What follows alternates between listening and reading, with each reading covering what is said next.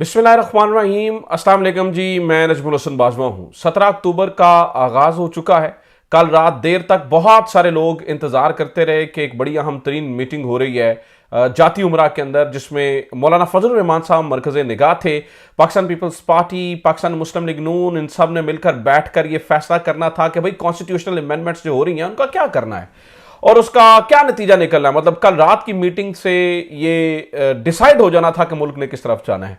बहुत सारे लोग बेचारे इंतजार करते करते सो गए, रात देर तक ये मीटिंग होती रही और फिर आखिरकार बाहर ये लोग आए, मीडिया से गुफ्तगू की और मीडिया से रस्मन गुफ्तगू करके ये चलते बने। अब बहुत सारी चीजें उसमें खुली नहीं है। एक तो मौलाना फजल रहमान साहब ने ऑन रिकॉर्ड भी आके धो दिया, ठीक है। अब बहुत सारे लोग इस बारे में कंफ्यूज थे कि यार आज की जो मीटिंग थी, यानी कि जो कल रात की मीटिंग थी, उस मीटिंग के अंदर तो नतीजा कोई ना कोई निकलना था। इससे पहले इस तरह की मीटिंग नहीं हुई है, यानी कि मौलाना फजल रहमान साहब शहबाज शरीफ साहब के साथ, नवाज शरीफ साहब के साथ, आसिफ जरदारी के साथ, बिलावल भुट्टो जरदारी के साथ मिलकर नहीं बैठे हैं।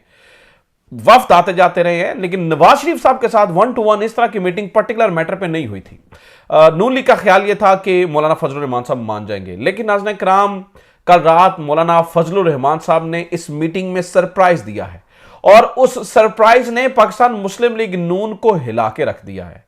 आप बिलीव कीजिए कि इस वक्त जाती उमरा से रोने की आवाजें आ रही हैं और बल्कि किस किस के रोने की आवाजें आ रही हैं और कौन कौन रो रहा है आज की मीटिंग में आपको बताएंगे।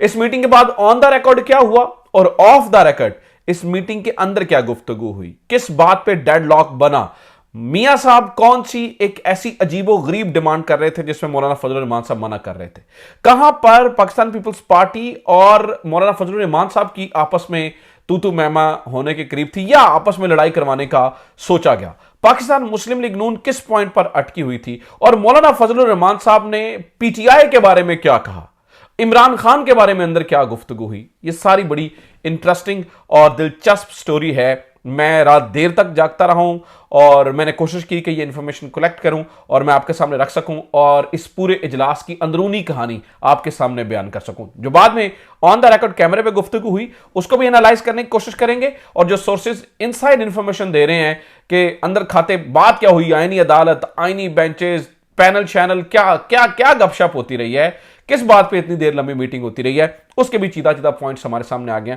उस पर भी गुफ्तगू करेंगे। लेकिन सबसे पहले नाज़रीन किराम बात करेंगे, कल रात शायद अगवा शुदगान की रात थी और बहुत सारे अगवा हुए और मैं आपसे ये भी रिक्वेस्ट कर दूं कि चैनल को सब्सक्राइब जरूर कर लीजिए।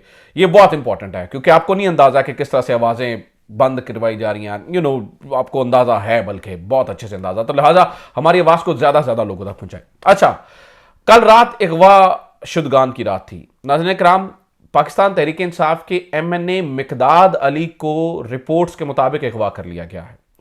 कल रात हमने ये देखा कि जैन कुरैशी की बेगम और शाह महमूद कुरैशी, पाकिस्तान के साबिक वजीर खारजा, एक बहुत बड़ा नाम, इज्जतदार नाम, उनकी बहू को उठा लिया गया और उठाया कहां से गया? मोहसिन नकवी के घर से चंद गज के फासले पर, चंद गज के फासले से उनको उठा लिया गया। खैर रात गए वो तो वापस आ गई, लेकिन इससे पहले नाज़रीन किराम और भी बहुत सारे लोग उठाए गए।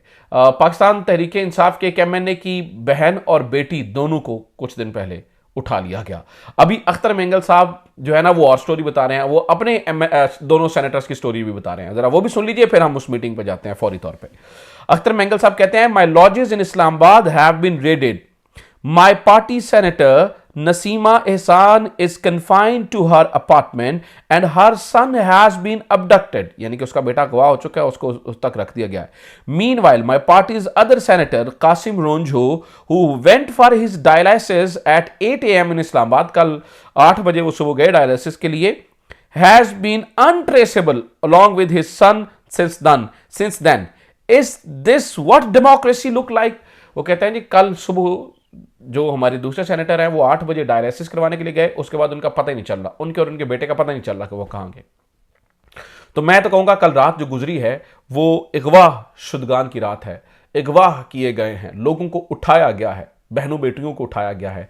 बड़े अफसोस की बात है। हमाद अजहर साहब इस बारे में खुलकर सामने आए हैं और हमाद अजहर साहब ने नाम लिए है एजेंसीज के, नाम लेकर कहा है कि आप हमारे टैक्स के पैसों पे चलते हैं, ये ना कीजिए। मैं बहुत बोल्ड स्टेटमेंट दिया रहा था हमाद अजहर ने, और उन्होंने इस बारे में आगाह किया और उन्होंने कहा जी ये जो है ना वो उठाया जा रहा है हमारे MNAs के घर वालों को, और ये सारी चीज़ें सूरत हाल जो है वो नज़र आई है। बहरहाल एक बस इस तरह की सिचुएशन बन गई है। मुझे लगता है कि अब आखिरी हरबे आजमाए जा रहे हैं।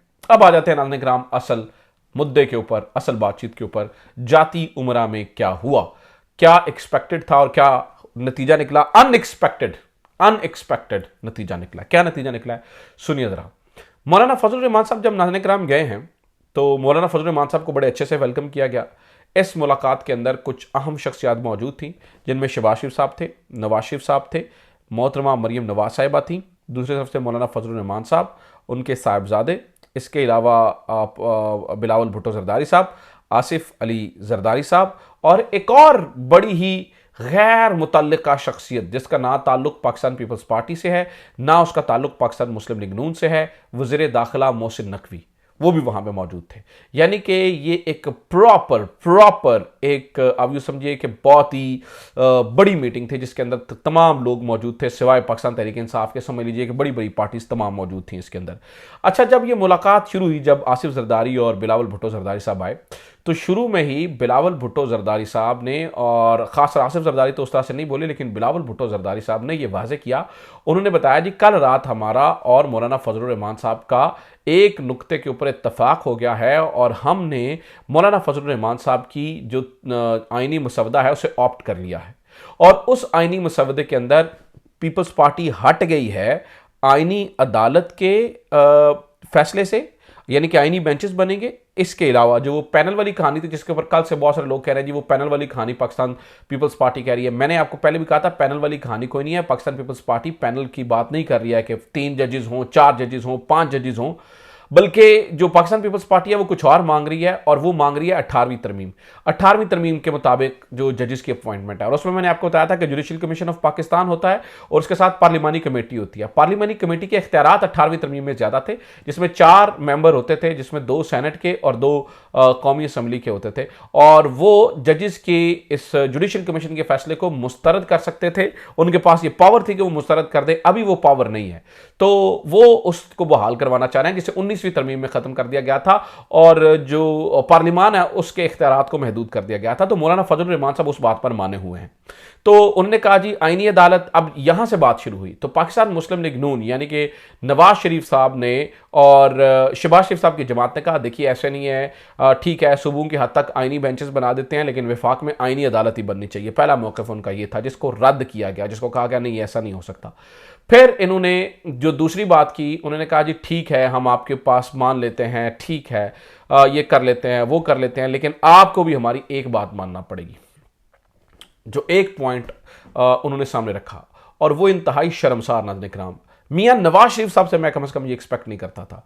मियां नवाज शरीफ साहब ने आर्टिकल 8 के अंदर, आर्टिकल 8 जो कि सेफ गार्ड है, आप समझिए कि बेसिक ह्यूमन राइट्स के हवाले से जो बेसिक सेफ गार्ड है, जिसे आप समझिए कि ह्यूमन राइट्स को जो प्रोटेक्ट करता है, उसके अंदर उन्होंने तरमीम मांगी। इसका मतलब ये हुआ कि उन्होंने कहा कि भाई फौजी अदालतों वाली तरमीम आपको करनी पड़ेगी। पहले फौजी अदालतें जो नहीं आपको करनी, यानी कि सिविलियंस का जो ट्रायल है वो फौजी अदालतों में हो सकता है। तो इसको अगर आप करें तो हम आपके जो है ना वो उसके ऊपर आ जाते हैं, हम आपकी बात सुन भी लेंगे, हम आपकी बात जो है वो मान भी सकते हैं, लेकिन आपको इस बात पर आना होगा कि फौजी अदालत। तो इसके ऊपर मौलाना फजल रहमान साहब ने कहा कि नहीं भाई ये नहीं हो सकता, हमारा इसके ऊपर बड़ा वाज़ेह मौक़िफ़ है, पार्टी का बड़ा वाज़ेह मौक़िफ़ है।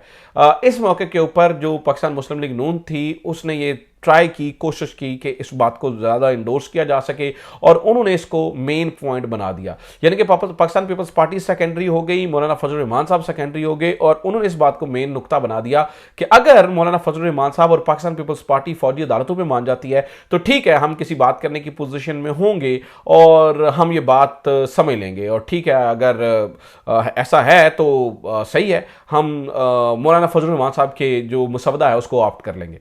मौलाना फजल रहमान रहमान साहब इस बारे में बड़े परेशान थे। मौलाना फजल रहमान साहब पहले उन्होंने कहा जी नहीं नहीं नहीं मैं नहीं, फिर उन्होंने कहा एक मौके पे ठीक है मजलिस शूरा बुला के हम बुलाते हैं और उनसे पूछ लेंगे जैसे फिर वो कहेंगे।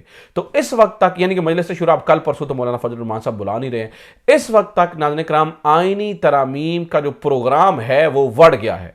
इतनी बड़ी शिकस्त हुई कि जनाब मीडिया से गुफ्तगू करने के लिए भी शहबाज शरीफ साहब बाहर नहीं आए हैं।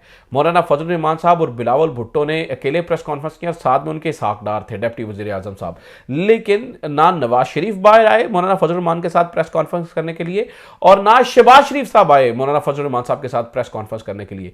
मौलाना फजल रहमान साहब ने इस प्रेस कॉन्फ्रेंस के अंदर जो कि अंदर ऑफ द रिकॉर्ड चीज़ें हो चुकी थी फिर वो बाहर ले आए और उन्होंने ऑन द रिकॉर्ड भी बातें करना शुरू कर दी। अब मैंने जो आपको स्टोरी दी है, जो इनसाइड स्टोरी है, उसको आप जरा इस गुफ्तगू के साथ मिला के देखिए जो ऑन द रिकॉर्ड उन्होंने की है। मौलाना फजल रहमान, हालांकि अंदर ये तय हुआ था कि ये जो बातें हुई हैं हमने बाहर जाके नहीं करनी, लेकिन मौलाना फजल रहमान साहब ने ब्लंटली कहा जी हमने इनका मसवदा जो है वो मुस्तरद कर रहे हैं।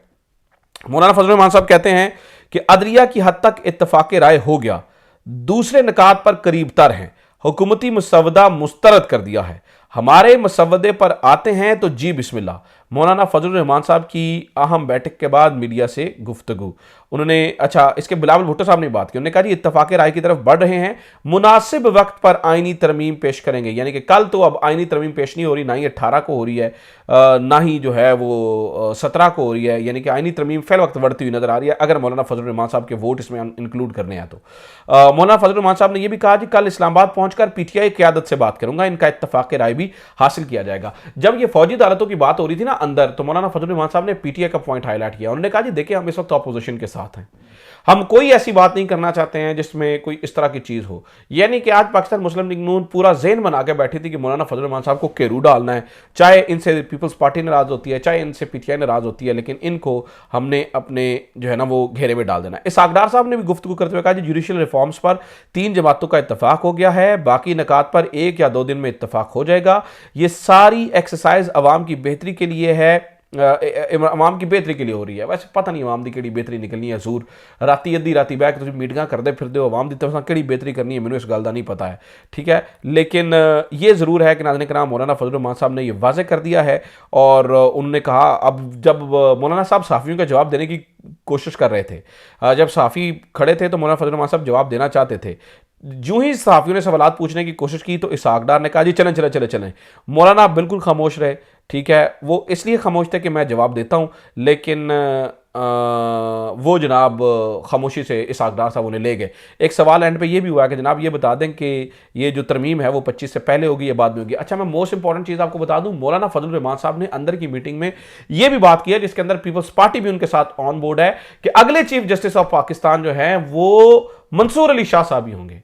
कोई 3 का पैनल वगैरह या इस तरह की कोई कहानी नहीं है, अगले जो चीफ जस्टिस आए हैं वो मंसूर अली शाह साहब ही होंगे। तो ये गुफ्तगू भी अंदर हुई है। तो यानी कि कुल मिला के अगर आपको देखा जाए तो मौलाना साहब विन कर गए हैं। तहरीक इंसाफ को मुबारकबाद देनी चाहिए कि आप एफर्टलेसली मौलाना आपके लिए लड़ रहा है। मैं तो अब यही कह सकता हूं क्योंकि पीटीआई की क़यादत तो लम्ही पई हुई है, खामोश पड़ी हुई है। उनका जो शेर है वो जेल के अंदर है, बाकी सारी जो है ना वो हिरने ही हैं, बकरियां ही हैं, बाकी सारी जो है ना वो चुप करके लम्हे पे हुए हैं। और मौलाना फजल रहमान साहब उनका मुकदमा लड़ रहे हैं और मौलाना फजल रहमान साहब पीटीआई के बारे में अंदर बात कर रहे हैं कि जनाब ये और वो है। तो इस वक्त तक की इत्तलात के मुताबिक अगले चीफ जस्टिस, आज जब मैं ये वीडियो रिकॉर्ड कर रहा हूं, अभी तक भी अगले चीफ जस्टिस काजी फाइज ईसा साहब नहीं बने हैं, ना अमीनुद्दीन खान साहब, ना याह्या अफरीदी साहब, बल्कि अगले चीफ जस्टिस भी इस वक्त मंसूर अली शाह साहब बनते हुए नजर आ रहे हैं और नून लीग का आईनी मसवदा इस वक्त तक बढ़ता हुआ नजर आ रहा है। ये अब तक की खबरें थी, उम्मीद करता हूँ ये वीडियो आपके लिए इन्फॉर्मेटिव रही होगी। आगे देखते हैं कल क्या हालात बनते हैं, फिर देखते हैं क्या नई चीज़ें होती हैं। अपना ख्याल रखिए, खुदा हाफिज़, पाकिस्तान जिंदाबाद।